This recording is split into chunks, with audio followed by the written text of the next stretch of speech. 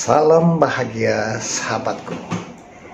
Dalam kehidupan ini kita pasti ingin menjadi orang yang terbaik. Ya, tentu saja melalui ucapan ataupun penampilan kita. Namun demikian, jangan kita menjadi penipu ataupun tertipu dari ucapan atau penampilan yang ditunjukkan oleh orang lain. Mengapa demikian? Bapak Ibu sahabat muda yang berbahagia,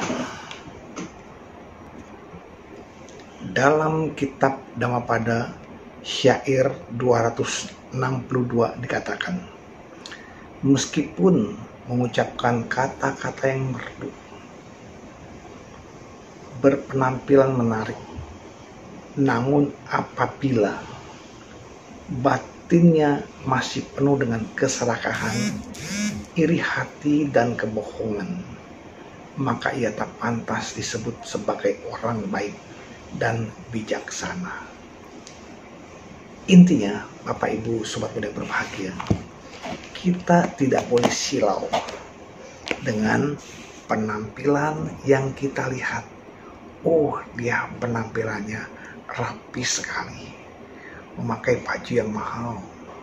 Oh, dia menggunakan jubah. Ingat, itu penampilan luar. Jangan silau. Kemudian, ucapan yang dia sampaikan selalu mengutip kitab-kitab suci. Wow, dia pasti orang suci. Belum tentu. Mengapa demikian, Bapak Ibu sobat muda? Sesungguhnya kebaikan sejati itu berasal dari hati yang murni, yang tercermin melalui tindakan yang nyata, bukan sekedar penampilan luar, bukan sekedar ucapan yang disampaikan.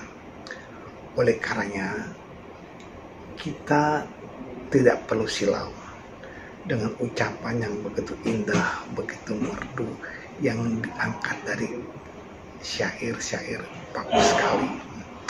Nah, lalu kita ingin kebaikan sejati yang bertanggung jawab, yang selaras dengan ucapan dan tindakannya. Orang itu baik, orang itu ramah ucapannya, lalu tindakannya pun demikian. Lain halnya kalau orang itu hanya berkata yang manis, yang bagus, tetapi dalam tindakan tidak sesuai dengan ucapannya, ya tentunya bukanlah orang bijaksana yang kita harapkan. Nah, lalu apa kemudian yang bisa kita ambil dari sikap ucapan orang yang baik? Yang pasti dia menunjukkan sikap kerendahan hati. Rendah hati, tidak sombong, peduli kepada orang lain. Bila ada orang meminta bantuan, segera dia berikan bantuan. Tidak perlu sampai 2-3 kali orang lain meminta. Begitu mendengar sekali permintaan pertolongan, dia bergegas memberikan pertolongan yang diharapkan. Kenapa? Karena dia pun berpikir, saya sudah berucap baik, maka saya harus bertindak baik. Kemudian Bapak Ibu sobat muda, dalam hal menilai orang lain, kita jangan terburu-buru menilai.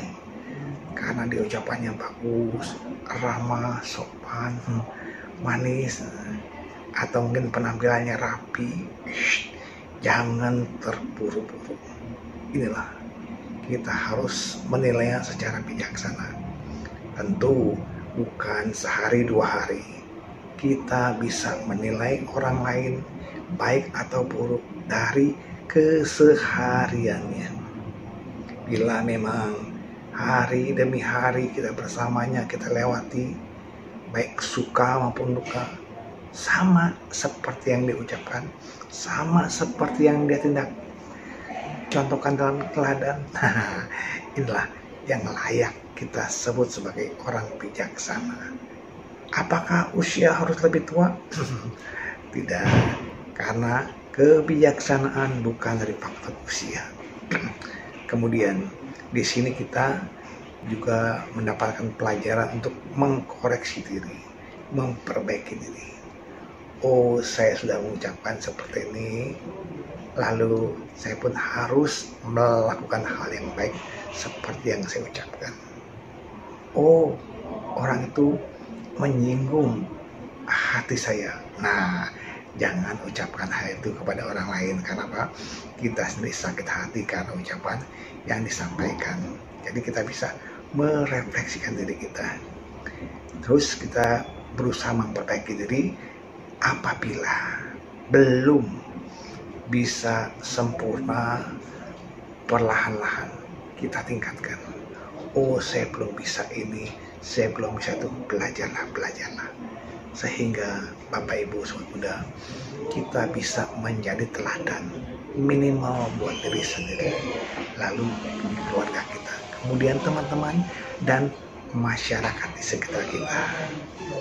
Ya, jadi Bapak Ibu, marilah kita berucap, bertindak sesuai dengan hati dan pikiran yang baik, serta membawa kebahagiaan buat semua makhluk. Semoga uraian Dharma ini bermanfaat buat kita semua. Terima kasih, salam sehat selalu.